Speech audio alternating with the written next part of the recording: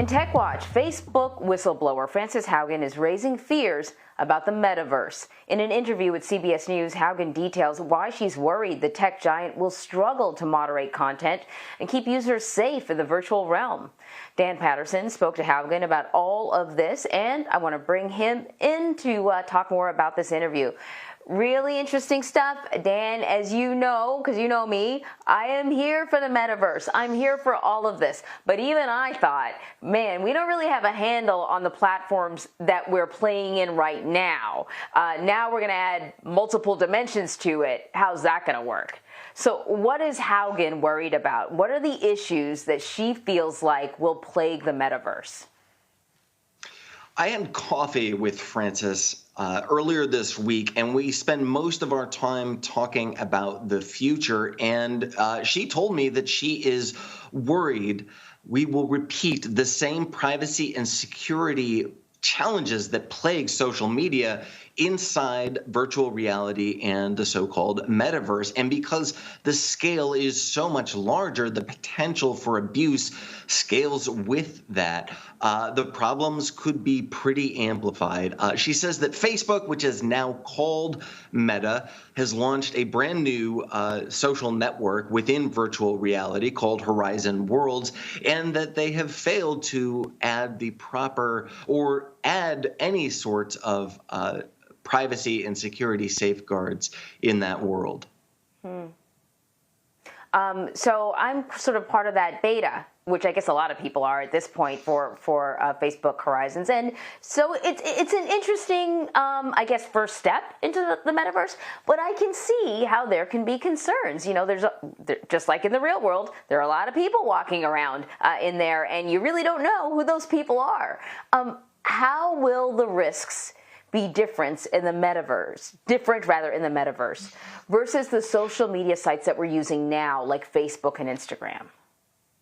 Like you, Anne-Marie, I'm pretty excited about the future. And in fact, Meta has shipped a VR unit to me that you and I will be chatting with. So I'm on board for a lot of this. But look, virtual reality experiences are by their very nature, as you well know, designed to be immersive. In fact, they're marketed as immersive experience. It's just very different. Looking at your phone or holding a phone, even with AirPods in, is very different than having a VR visor on, particularly for long hours at a time. So at the scale of billions of people, the technology Meta is proposing could and perhaps will have a very big impact on politics, business, culture, and almost everything else we interact with. Without building safety and security in at the ground floor, we could be in for a number of unforeseen challenges. You know, I get why Zuckerberg wants to kind of venture into the metaverse. It is kind of the next step. But why does Haugen feel the company is creating the metaverse? And does she feel that this could be taking resources away from other sites like Facebook or Instagram that they should be making safer, that they should be making healthier, particularly for young people to participate in? There's always opportunity cost. The time and energy you spend developing for one thing comes out of a budget for developing for something else. And a lot of technologists, economists, including Frances Haugen and others, are concerned that we could be devoting too much time and energy towards what's new without solving today's problems.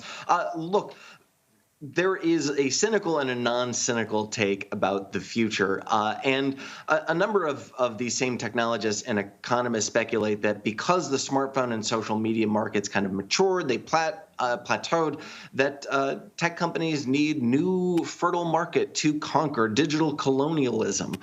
Now, the non-cynical take that Frances and others also are maybe not argue for, but understand what's happening, is that the metaverse content is a part of what's being called Web3, a new version of the internet. Advocates say that this is driven by NFTs, cryptocurrencies, VR, and Meta and other companies like Google, Apple, and others want to be a part of this. They don't want to get left behind by innovation. So the answer, Anne-Marie, is that the future is complex, nuanced, and going to be very weird.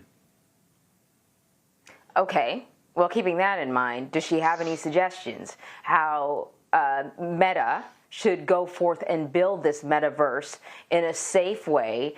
No doubt algorithms will be included, but in a way that, you know, the algorithms bring forth a positive experience for those and not the negatives that we've been seeing on some of the other platforms.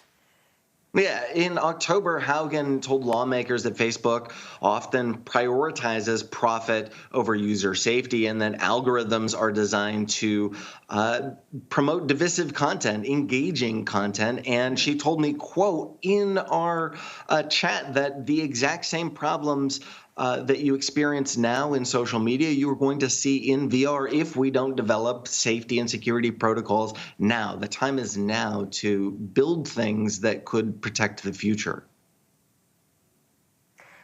What's she up to now? I heard she got a book deal. Yeah, so Haugen lives in Puerto Rico. She just signed a book deal. She's hiring a chief of staff to help manage her business and other affairs. And she told me she has investments in cryptocurrency, invested in crypto at the right time. So she is working, she says, with young people to kind of develop a youth movement that will focus on safety and security protocols, both in the here and now, in the social media and mobile apps that we use today, and in the future, to better protect whatever happens, the metaverse, Web3, and every other technology. You know, Dan, this quick story, I had one awkward situation at a virtual party in the virtual world, just like in real life, where you have a close talker and you're trying to get out of the conversation, and I couldn't back out. He wasn't getting the hint. And then you know what I did? I turned the headset off like that, which is something you can't do in real life. And before you know it, I was out of that awkward situation. Probably not the best in terms of, you know, etiquette, but hey, we're all learning here. Dan, thank you. Good to see you. Good to see you. Hey, listen, if you want to read more about Dan's interview with Facebook whistleblower, Frances Haugen, you can do so by heading to cbsnews.com.